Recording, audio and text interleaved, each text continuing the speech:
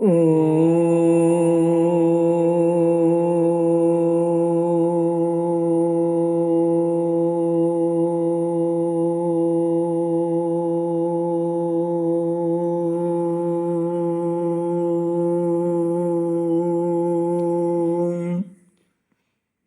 श्री गुरुचरण कमलेभ्यो नमः।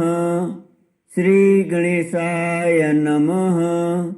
श्री सरस्वत्यै नमः। श्री विष्णवे नमः। श्री कृष्ण गोविंद हरे मुरारे। हे नाथ नारायण वासुदेव। श्री कृष्ण गोविंद हरे मुरारे। हे नाथ नारायण वासुदेव। श्री कृष्ण गोविंद हरे मुरारे। हे नाथ नारायण वासुदेव। हे नाथ नारायण वासुदेव। हे नाथ नारायण वासुदेव। श्री कृष्ण गोविंद हरे मुरारे। श्री कृष्ण गोविंद हरे मुरारे। हे नाथ नारायण वासुदेव। ओम नमो भगवते वासुदेवाय। ओम नमो भगवते वासुदेवाय। ओम नमो भगवते वासुदेवाय। ओम नमो भगवते वासुदेवाय। ओम नमो भगवते वासुदेवाय। ओम नमो भगवते वासुदेवाय। कृष्णाय वासुदेवाय हरये परमात्मने प्रणतक्लेशनाशाय गोविन्दाय नमो नमः। कृष्णाय वासुदेवाय देवकी नंदनाय च नंदगोपकुमाराय गोविन्दाय नमो नमः।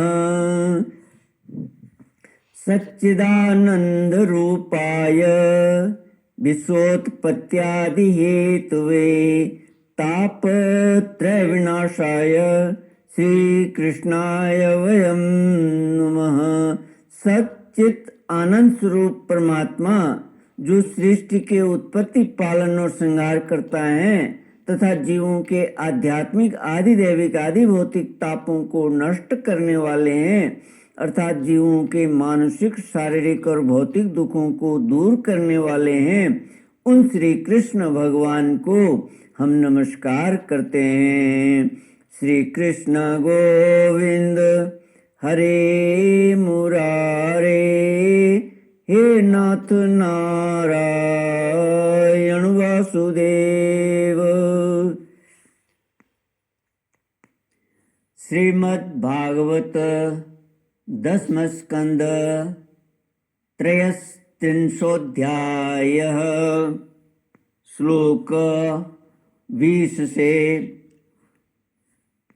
श्री शुक उवाच कृत्वा तावन्तमात्मानं यावतीर्गोपयोषितः रेमेश भगवांस्ताभिरात्मा रामोऽपि लीलया तासामतिविहारेण श्रान्तानां वदनानि स प्रामृजत् करुणप्रेम्णा शन्तमेनाङ्गपाणिना।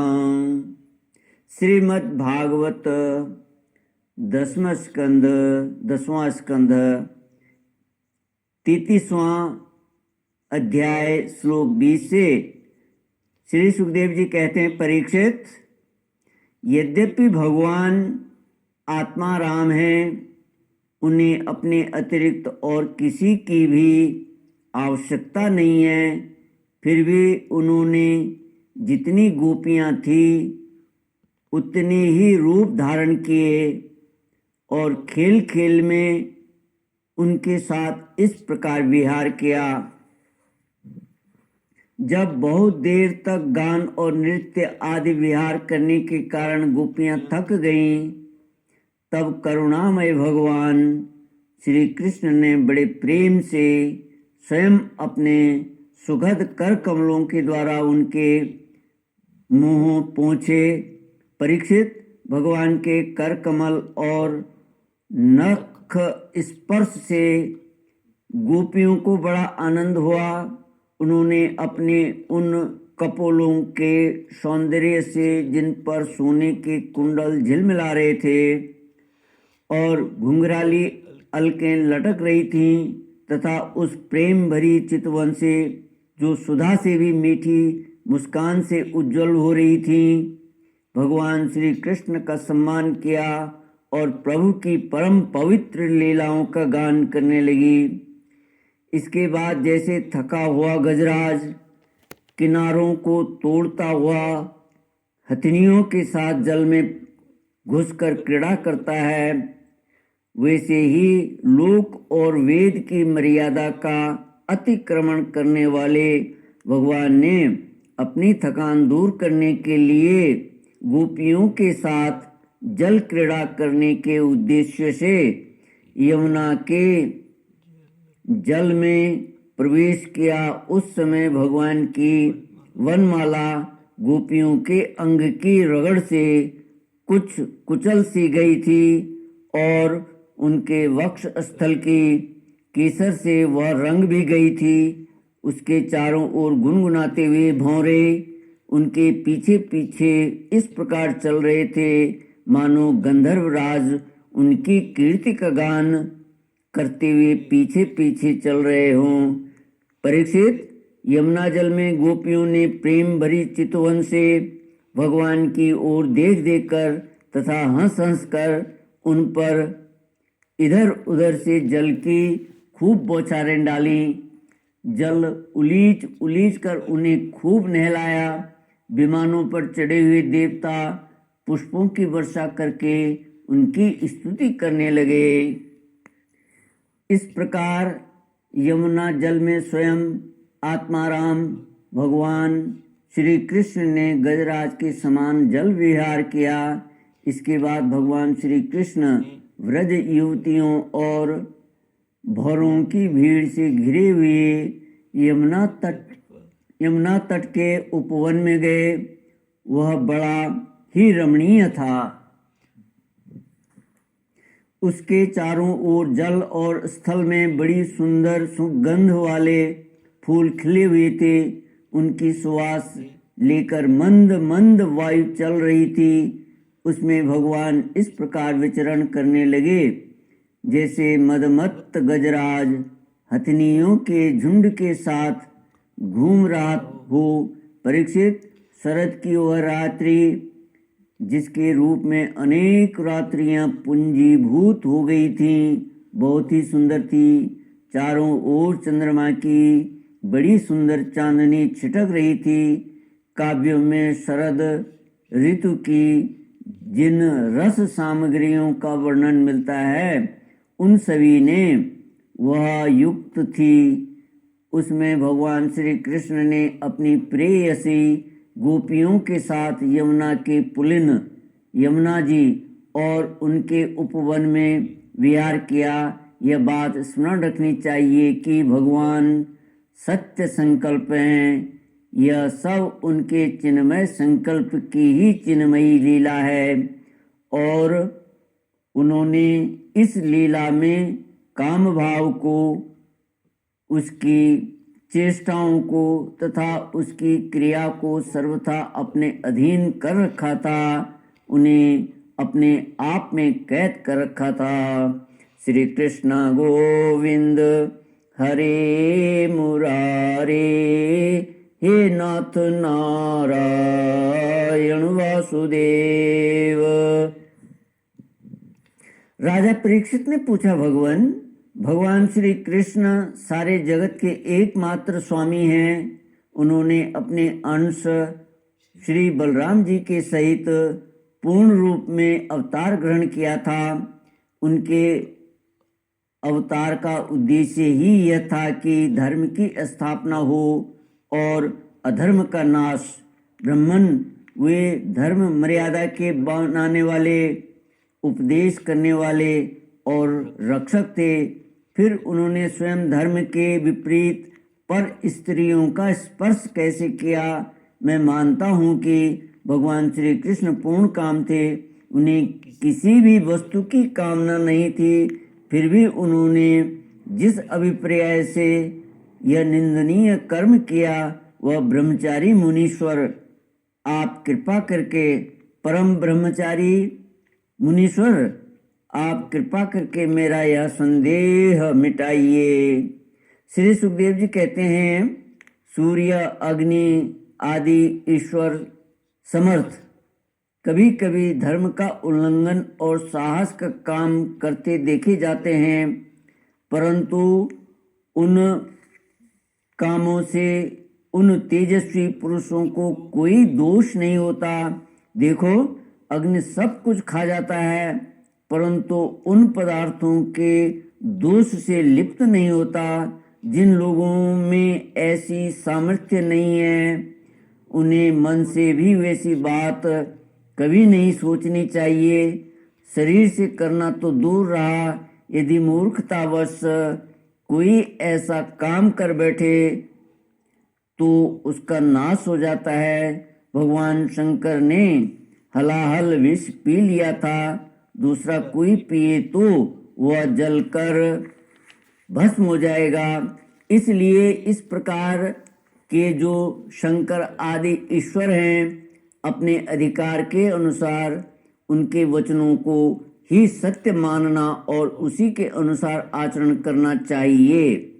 उनके आचरण का अनुकरण तो कहीं कहीं ही किया जाता है। इसलिए बुद्धिमान पुरुष को चाहिए कि उनका जो आचरण उनके उपदेश के अनुकूल हो उसी को जीवन में उतारे। परीक्षित, वे सामर्थ्यवान पुरुष अहंकारहीन होते हैं। शुभ कर्म करने में उनका कोई सांसारिक स्वार्थ नहीं होता और अशुभ कर्म करने में अनर्थ नुकसान नहीं होता। वे स्वार्थ और अनर्थ से ऊपर उठे होते हैं। जब उन्हीं के संबंध में ऐसी बात है, तब जो पशु, पक्षी, मनुष्य, देवता आदि समस्त चराचर जीवों के एकमात्र प्रभु सर्वेश्वर भगवान हैं, उनके साथ मानवीय शुभ और अशुभ का संबंध कैसे जोड़ा जा सकता है? जिनके चरण कमलों के रज का सेवन करके भक्तजन तृप्त हो जाते हैं, जिनके साथ योग प्राप्त करके उसके प्रभाव से योगी जन अपने सारे कर्म बंधन काट डालते हैं और विचारशील ज्ञानी जन जिनके तत्व का विचार करके तत्स्वरूप हो जाते हैं तथा समस्त कर्म बंधनों से मुक्त होकर स्वच्छंद विचरते हैं, वे ही भगवान अपने भक्तों की इच्छा से अपना चिन्मय श्री विग्रह प्रकट करते हैं। तब भला उनमें कर्म बंधन की कल्पना ही कैसे हो सकती है? गोपियों के, उनके पतियों के और संपूर्ण शरीरधारियों के अंतःकरण में जो आत्मा रूप से विराजमान हैं, जो सबके साक्षी और परम पति हैं, वही तो अपना दिव्य चिन्मय श्री विग्रह प्रकट करके यह लीला कर रहे हैं।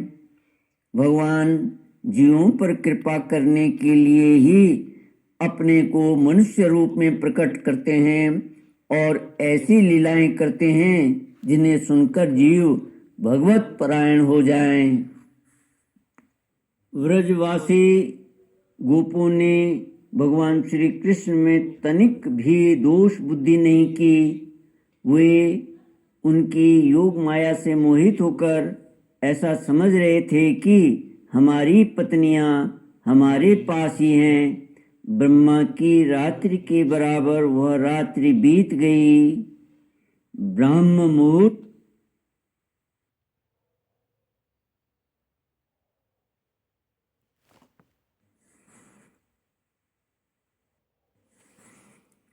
ओ यद्यपि गोपियों की इच्छा अपने घर लौटने की नहीं थी, फिर भी भगवान श्री कृष्ण की आज्ञा से वे अपने अपने घर चली गईं, क्योंकि वे अपनी प्रत्येक चेष्टा से, प्रत्येक संकल्प से केवल भगवान को ही प्रसन्न करना चाहती थीं।